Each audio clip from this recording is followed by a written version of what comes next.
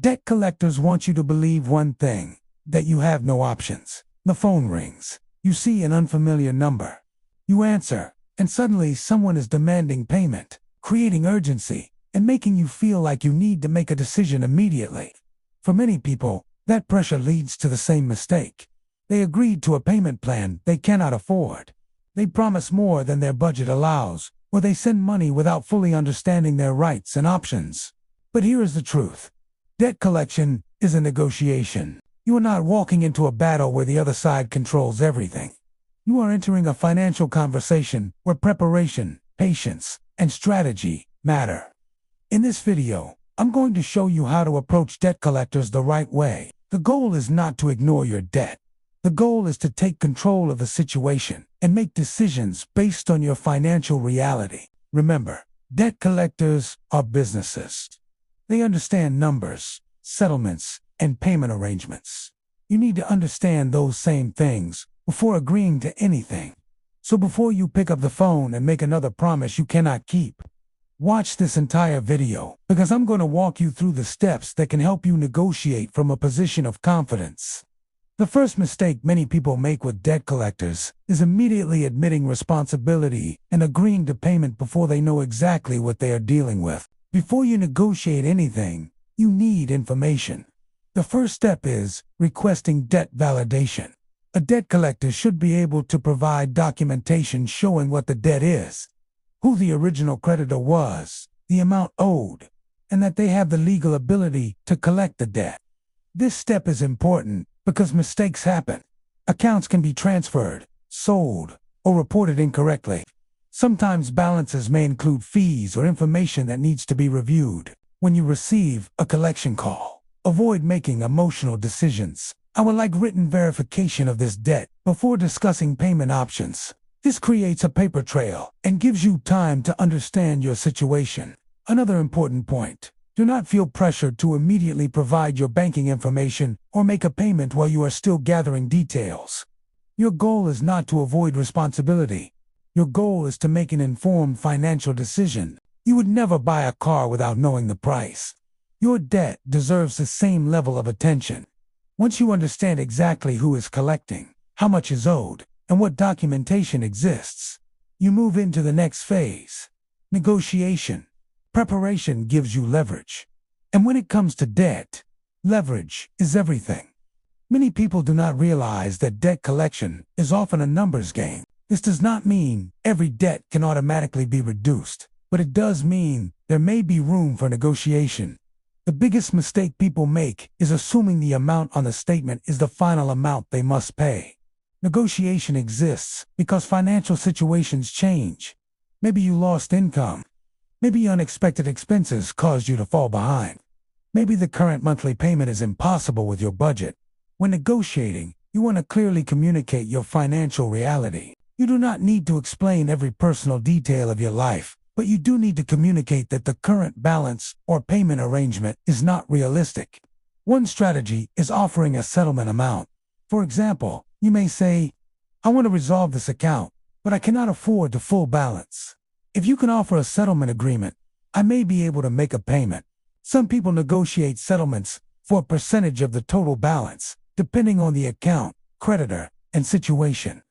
Another option is negotiating a monthly payment plan. But remember this important rule. Never agree to a payment amount that destroys your monthly budget. A payment plan that looks good today, but causes you to miss rent, mortgage payments, utilities, or other essential bills. It's not a successful plan. Financial progress happens when your payments are sustainable. The goal is not just to make a payment. The goal is to create a strategy that helps you actually move forward. When dealing with debt collectors, confidence matters. Many people enter these conversations feeling powerless because a collector is calling them. But remember something important. The collector wants a resolution too. A debt collector is not calling because they enjoy chasing people. They are calling because they want to recover money from an account. That means both sides have something they want. They want payment. You want a realistic solution. The key is staying calm and avoiding emotional decisions. Do not let fear push you into agreeing to something you cannot maintain. If you're negotiating a payment plan, be specific. Instead of saying, I'll try to pay something every month. Say, I can afford $100 per month, beginning on this date. If that works, please send me the agreement in writing. Specific terms create a professional conversation. You also want to avoid giving collectors unlimited access to your finances. Before providing bank account information, understand exactly what you are agreeing to. A successful negotiation has clear terms. What is the total amount being paid? How many payments are required? When are payments due? Will the account be considered satisfied after payment? What documentation will you receive? These questions turn a stressful phone call into a business conversation. Remember, the goal is not to win an argument. The goal is to create a solution that allows you to rebuild your financial life. Every financial decision you make today impacts your future. The more control you take over your money decisions, the closer you move toward financial freedom. This is one of the most important rules when negotiating debt. Get everything in writing. A verbal promise over the phone is not enough. If a collector tells you it will accept a reduced amount, forgive part of the balance, or establish a specific payment arrangement, request written confirmation before sending money. The agreement should clearly explain the terms. It should state the amount you agreed to pay, the payment schedule, and what happens after the agreement is completed. This protects you from misunderstandings later. One of the biggest mistakes people make is sending money based only on a phone conversation. They believe everything is settled, but later they discover the account was not handled the way they expected. Documentation matters. Save emails. Keep letters, record dates, and names of people you speak with. Treat your debt negotiation like an important financial transaction, because it is. You are working toward rebuilding your financial future. Also remember that settling debt may have financial consequences depending on your situation, including possible credit reporting or tax implications. It is important to understand the full picture before making decisions. The goal is not just getting rid of a collection account. The goal is creating a stronger financial foundation. A settlement agreement is only valuable when you fully understand what you are agreeing to. Slow down. Ask questions. Get documentation. Your future self will thank you. Negotiating debt is only one part of improving your finances. The real victory happens after the account is handled. You need a plan for what happens next. Many people pay off debt, but end up right back in the same situation because they never changed the habits that created financial stress in the first place. Start by creating a realistic budget. Know exactly how much money comes in every month. Know where your money is going. Create categories for essentials, debt payments, savings, and future goals. Even small changes create momentum. Saving $25 or $50 every paycheck may not seem life-changing today, but consistency builds financial strength over time. The same principle applies to debt. Small improvements repeated consistently create major results.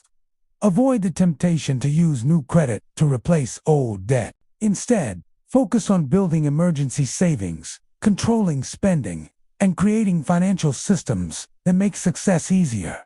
Financial freedom is rarely created by one big decision. It is created through hundreds of small decisions repeated over time. Debt can feel overwhelming, but the biggest mistake you can make is believing you have no options. When you understand the process, you become more confident. When you prepare before negotiating, you make better decisions. To understand your options, negotiate based on your financial reality. Never agree to something you cannot afford. And always get agreements in writing before making payments.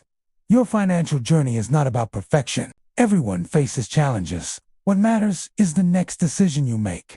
If this video helped you understand how debt negotiation works, leave a comment below and tell me, what is your biggest challenge when dealing with debt?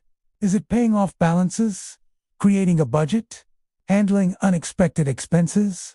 Your story could help someone else who is facing the same challenge. Remember, financial progress does not happen overnight. It happens through knowledge, discipline, and consistent action. Keep learning, keep improving, keep moving forward, because we are building real financial progress, one step at a time.